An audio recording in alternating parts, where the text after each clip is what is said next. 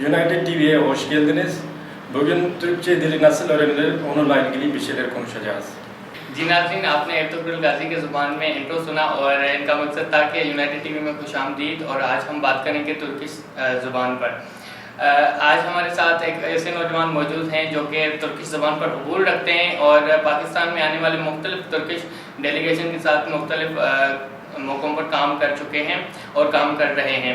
आज हम इनसे जानेंगे कि तुर्किश ज़ुबान, जो कि इरतुगरुल सीरीज़ देखने के बाद पाकिस्तानी अवाम में एक क्रेज़ था कि वो तुर्किश ज़ुबान सीखने का, और आज हम इनसे जानेंगे कि इनको कितना टाइम लगा और कौन सी मुश्किलात पेश आई तुर्किश ज़ुबान सीखने में, और एक आम आवाम जो कि तुर्किश ज़ुबान सीखने के लिए उनको क्या करना होगा या उनको कौन सी मुश्किलात का सामना करना पड़ेगा।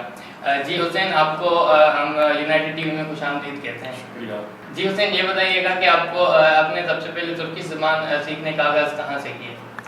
जी, तुर्किश ज़ुबान सीखने का आगाज़ जो है पाक तुर्क स्कूल से किया 2006 में।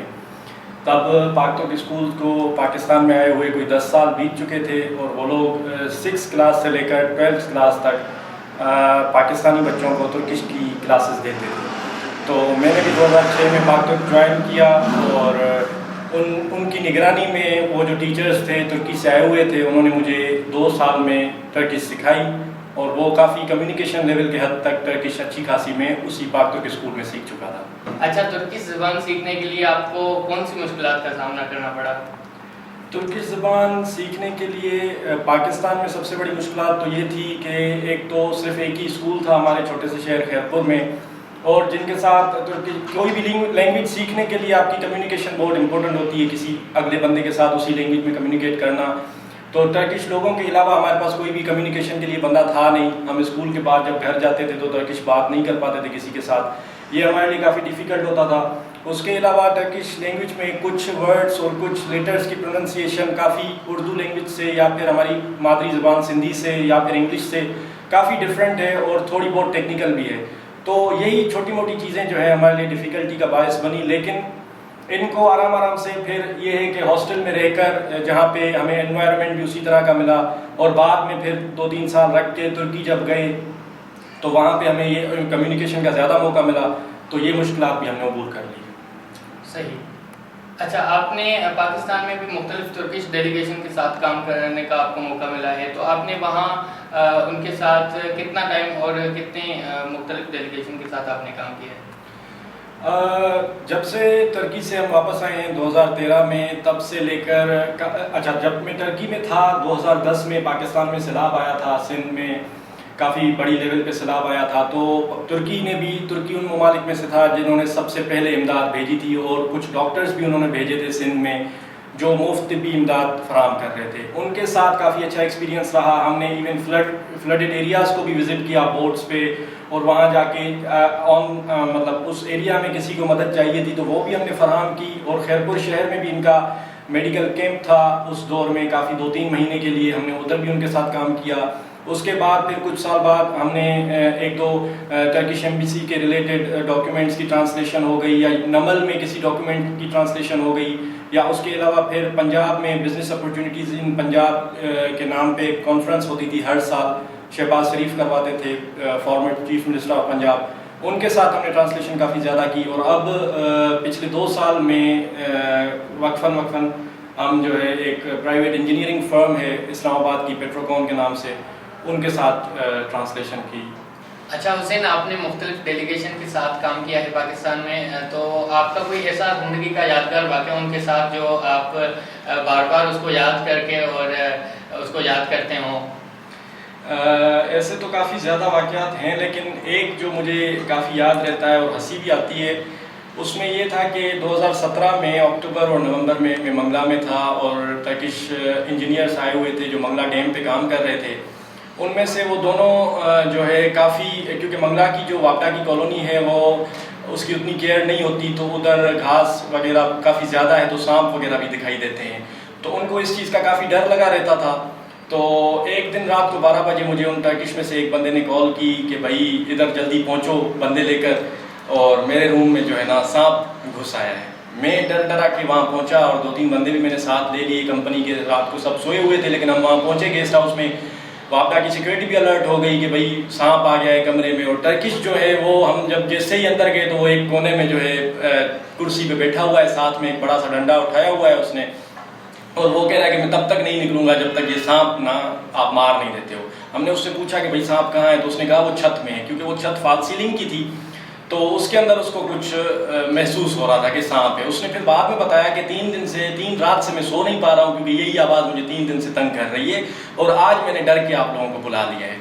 تو ہم میں سے ایک بندہ جو کہ تھوڑا بریو ہارٹ تھا, اس نے اوپر سیڑھی رکھ کے فال سیلنگ کا ایک پیس ہٹا کے اندر دیکھا تو اس کو بھی ایک سانپ نما کوئی چیز نظر آئی, لیکن اصل میں وہ سانپ نہیں تھا, وہ بلی تھی, اور بلی کی پونچھ تھی جو اس بندے کو نظر آئی تھی. اس کو یہ لگا کہ وہ سانپ ہے, اور پھر ہم نے جو ہے اس ٹرکش کو بتایا کہ بھائی اوپر جو ہے سانپ نہیں ہے بلی ہے, تو پھر جا کے اس کو سکون کی نیند آئی ہے, کچھ دن کی اس کی نیند پھر جا کے پوری ہوئی ہے. آپ ایک یہ بتائیں کہ ایک عام جو پاکستانی ہے اس کو ترکی زبان سیکھنے کے لیے کون سی چیزیں اپنانی چاہیے یا کون سے طریقے ان کو ہوں گے؟ ترکی میں ایک کہاوت ہے, بر دل بر انسان اکی دل اکی انسان, مطلب ایک زبان ایک انسان, 2 زبان 2 انسان. کیونکہ یہ آج کل کی ہماری ورلڈ گلوبلائزڈ ورلڈ ہے, تو اس میں لینگویج ایک اسکل ہے, جتنی زیادہ لینگویج ہمیں آئیں گی ہم اتنا اسکلفل خود کو بنا سکتے ہیں. اسی سلسلے میں ٹرکش لینگویج سیکھنا آج کل کے پاکستانیوں کے لیے کافی آسان ہو چکا ہے.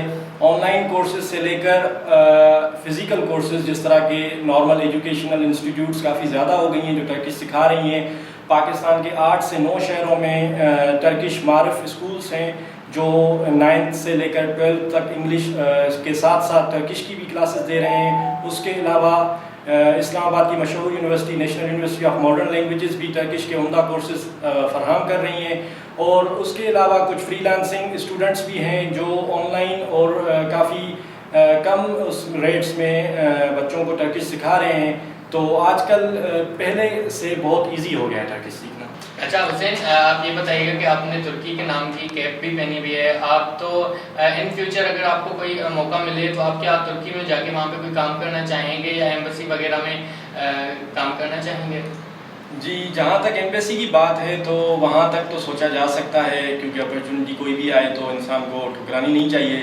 لیکن ترکی جانے تک کی بات میں نہیں اندازہ لگا سکتا, میں نہیں سوچ سکتا کہ میں اپنے ملک کو چھوڑ کر کسی اور ملک جاؤں گا جسٹ بیکاز کہ مجھے لینگویج آتی ہے. وہی فائدہ میں ادھر بھی رہ کر پہنچا سکتا ہوں, کیونکہ لینگویج ایک کمیونیکیشن کی اسکل ہے, تو کمیونیکیشن میں ادھر سے بھی اتنی عمدہ طریقے سے کر سکتا ہوں جتنی میں ادھر رہ کے پاکستان کے ساتھ کمیونیکیشن کر سکوں گا.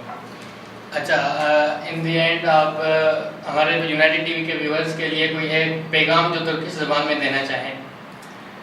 Ben herkese yeni bir dil, ister Türkçe olsun, ister başka herhangi bir dil olsun öğrenmenizi tavsiye ederim. Çünkü bu devirde, bu uluslararası bir dönemde dilin çok önemi var ve insana çok daha büyük yerlere götürebiliyor dil. اچھا، اب اردو میں یہ ہمارے ناظرین کو بتا دیں کہ آپ. میں نے یہ کہا کہ میں آپ کو ایڈوائس دوں گا جو بھی ویورز ہیں ہمارے کہ کوئی بھی لینگویج ہو, چاہے ٹرکش ہو یا کوئی بھی اور لینگویج ہو, انسان کو سیکھنی چاہیے. کیونکہ اس دور میں انٹرنیشنلائزڈ ورلڈ میں ہمیں لینگویج کی بہت زیادہ نیڈ ہے. اپنی لینگویج سے ہٹ کر بھی کوئی لینگویج ہم سیکھیں گے پھر ہی ہم آگے جا کے کسی اور مقام پہ پہنچ سکتے ہیں. جی ناظرین، یہ تھے حسین اور جنہوں نے ہمیں ترکش زبان کے بارے میں نالج دی. امید ہے کہ آپ کو یہ ویڈیو ہماری پسند آئی ہوگی اور آپ کو بھی اس میں بہت ساری نالج ملی ہوگی. مزید ایسے انفارمیٹیو کنٹینٹ کے لیے دیکھتے رہیے یونائٹڈ ٹی وی. سبسکرائب کیجیے, شیئر کیجیے اور بیل بٹن کے آئیکن کو ضرور دبائیے. Thank you.